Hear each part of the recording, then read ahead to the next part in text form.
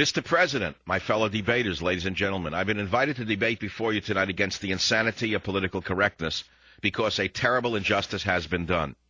In May of this year, former Home Secretary Jackie Smith, now fired, released a list of murderers and terrorists banned from entering the United Kingdom.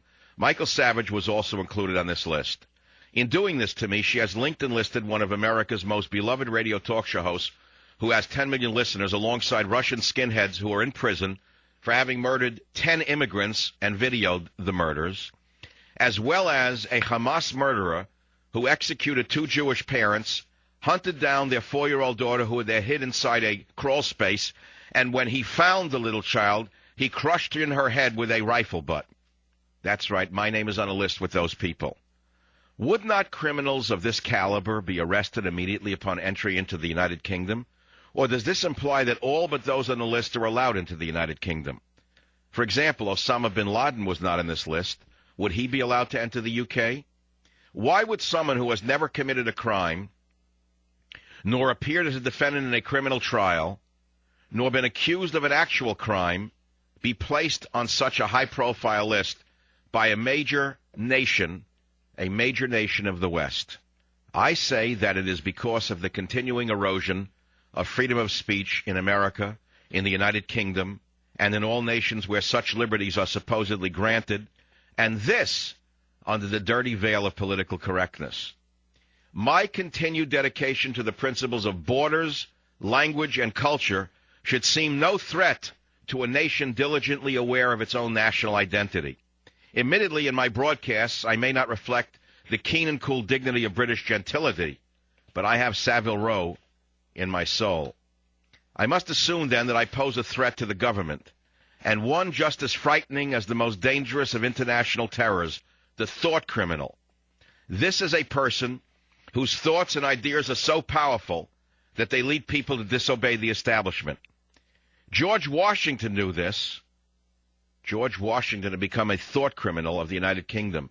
Did you know that? And history has shown us that when an injustice is being done to a people, they rebel. It is those quiet, peaceful decisions made behind closed doors by polite gentlemen and their associates in seedy back rooms, shrouded in smoke, that provoke the people to action. Secret decisions with no oversight of communication of the kind which sidestep laws and civil liberties with total disregard for the voting public. This is what led to the tyrants of Hitler, Stalin, Castro, Hugo Chavez. We can throw a few others in. Rulers who, when given an inch, will run thousands of miles, perhaps right through our own homes. Ladies and gentlemen, people who disagree with the status quo, whether it's called political correctness or anything else, must speak up and be counted for. Speak for themselves and question authority. I, Michael Savage, have done nothing but this. Yet my opinions are casually shrugged off by so-called liberals in the government and in the media as valueless because they are not politically correct, an ideology with strict guidelines for what should be said and what should not be said in the limelight. Let me explain something. My crime is really nothing more than being a nationalist, a man who loves America, a man who has defined America as a nation defined by its borders, language, and culture. That is anathema to the internationalist Gordon Brown, Barack Obama, and the other internationalists who have now seized democracies across the globe. And as political correctness erodes the volume and value of our vocabulary, so too does it erode our freedom of speech and freedom to hold our lawmakers accountable. Accountable! An idea which in a modern sense can be traced at least as far back as the Magna Carta. People and their culture are not to be homogenized until they are compatible with other cultures and people. Compatibility must come from within, from debate and discourse and compromise and even legislation, but not from an arbitrary standard which might work for some people in some nations, but not, as Lincoln said, to apply to all of the people all of the time.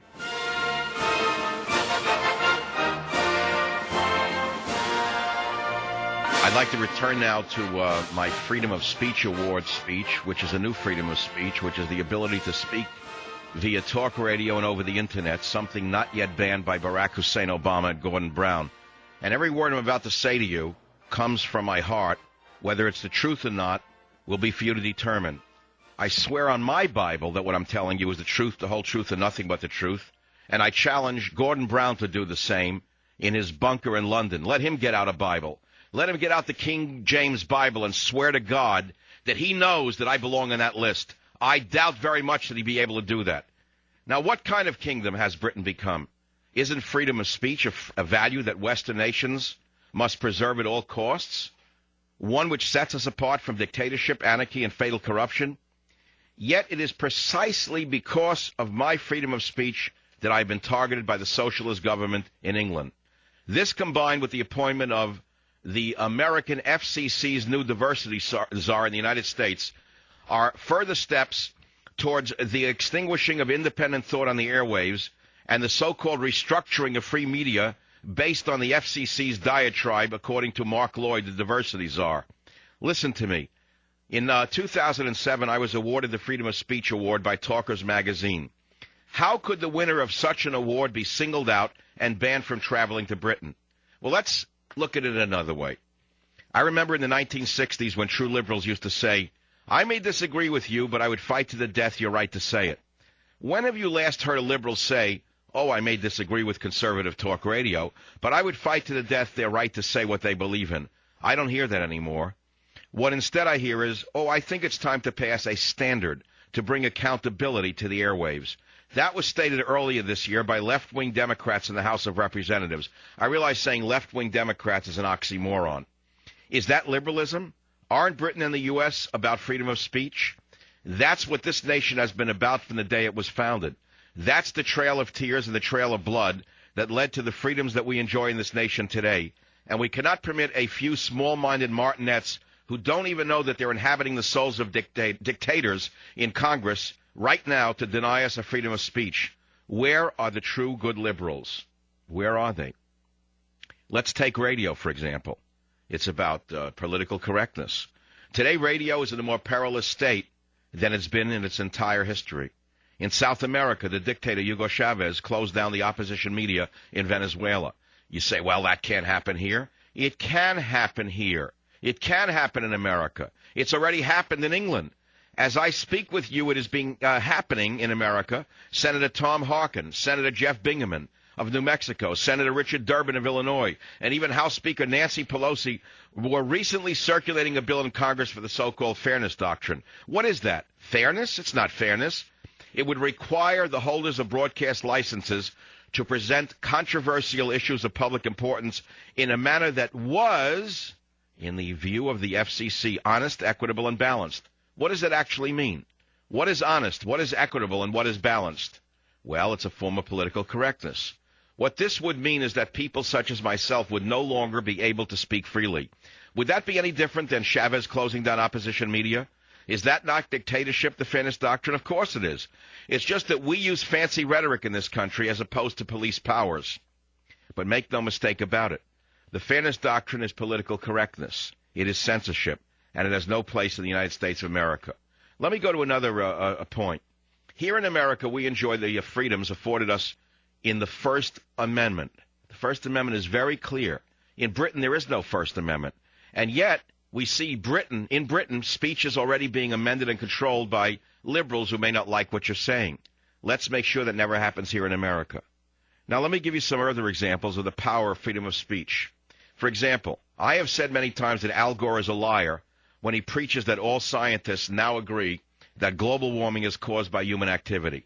If I can refute Gore's lies on the airwaves by citing numerous prominent scientific studies which refute Gore's hysterical con, I am using freedom of speech granted to me by the United States Constitution to do so. If radical environmental freaks were to make it a crime to deny global warming, did you hear what I just said to you? There are radical environmental freaks in the Obama administration, in the United Nations and elsewhere, who want to make it a crime to deny global warming. You've heard that, didn't you? They say they want to criminalize anyone who denies global warming. Well, such refutations as mine and those of prominent scientists would be banished from the discussion. Let's look at Iran. Ahmadinejad, the new Hitler of our time, the so-called president of Iran, has said that the Holocaust never occurred. The Holocaust never occurred, he says. Yet there's ample evidence in film, in video, and other places that could be shown at the United Nations. And he's also declared his desire to create a new Holocaust against the Jews in Israel. And yet we see prominent lawyers and journalists, some of Jewish descent even, in our own nation denying the Islamo-fascist connection. Worst, even defending Islamic murderers, for example, in Guantanamo, who would gladly cut their throats and decapitate them while chanting to Allah. Why do they do this? They do it out of fear of offending the SS of today, the Islamo-fascists. They refuse to talk about the codification of hatred for the West, for freedom, for Jews, for Israel, for the United States and our way of life. That is freedom of speech, is it not? Well, what is freedom of speech? Why do these intellectuals who defend Ahmadinejad deny their own freedom of speech to defend the freedom to preach hatred by their enemies? Why? I'll let you decide why. It's all about fear. Something else about freedom of speech you should know about.